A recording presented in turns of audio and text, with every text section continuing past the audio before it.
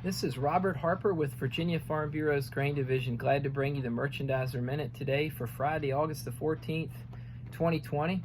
We've had an exciting week this week from a price perspective, just maybe a little more than normal news stories and influences on price, and we saw some price volatility this week. We saw that volatility to the upside, and that was an encouragement that we all needed. If we take a look at what the futures did in Chicago this week, I think that would be a good place to start. Our nearby corn contract, September corn, closed up 17 cents for the week at 324. Our November beans, your new crop bean contract, they were up 31 cents a bushel this week, making up all the losses for the last week and then adding some to close at 8.98 a bushel. We're sure hoping to see that close on November beans get above $9, but it was so good to see it get this close this week.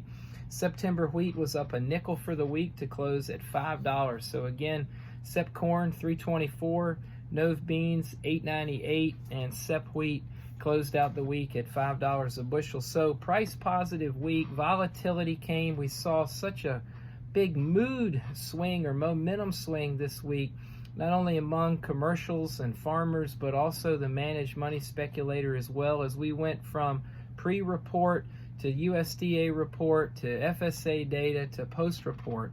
Just a real big momentum shift in the mood for price action. A lot of that was definitely stemming around devastation that occurred on Monday across several Midwestern states with a straight-line windstorm or derecho that had winds of up to 100 miles an hour.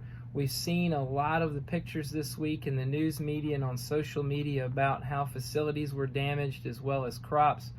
With the satellite technology that we have today, many analytic firms as well as the government have been putting out numbers that as much as 10 million acres of cropland was affected at some capacity by the derecho, by the storm. So our hearts, prayers, everything will certainly be with those families and those businesses that are going to be cleaning up for a long time. There was a lot of loss of elevator space, a lot of bins that were empty. In some cases were damaged, destroyed, or blown over. We know that's going to have long-term effects going into harvest this year and even into the future. So a lot more to shift and sift out through that news and the reports that we'll be getting in the coming weeks, but that was definitely part of the price action this week.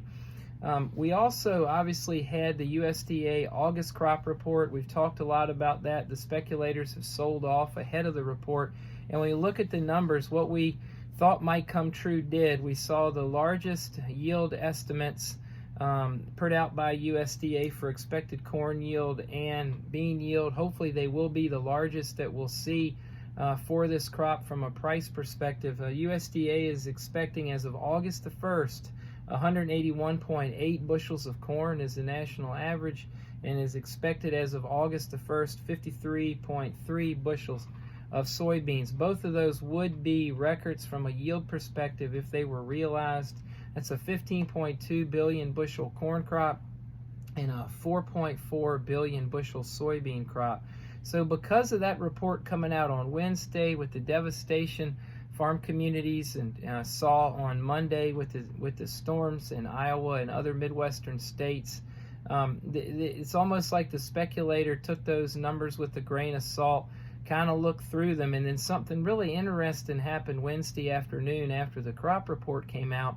We got numbers from FSA.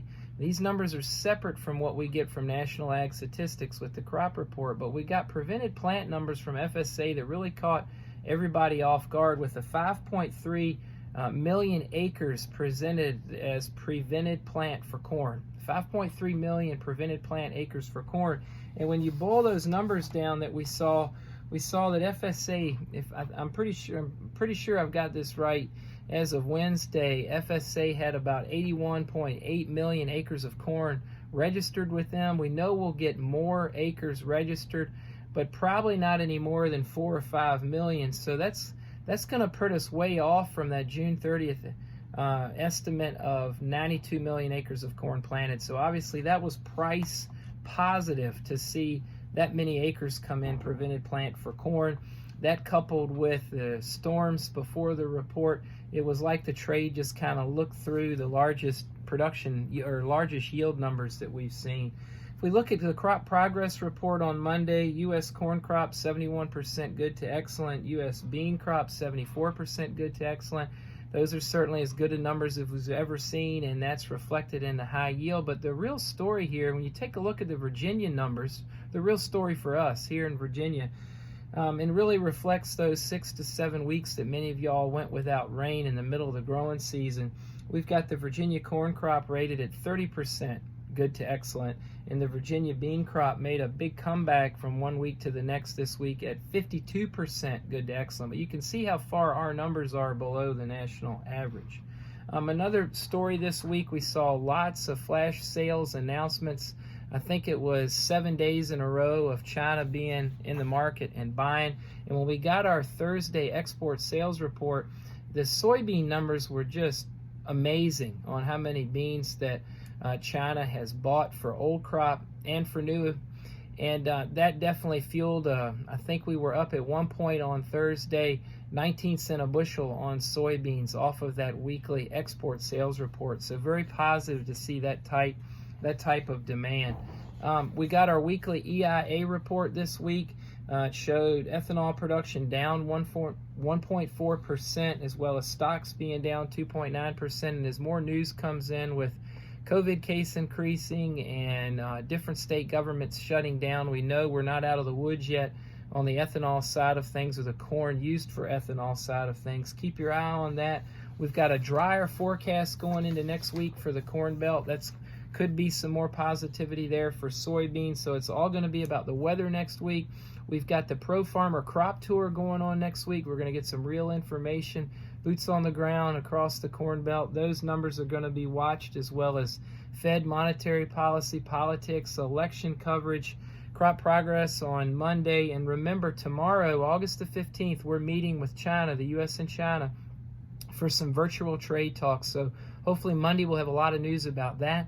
This is Robert at Farm Bureau's Grain Division. Give us a call if we can help you. Thank you.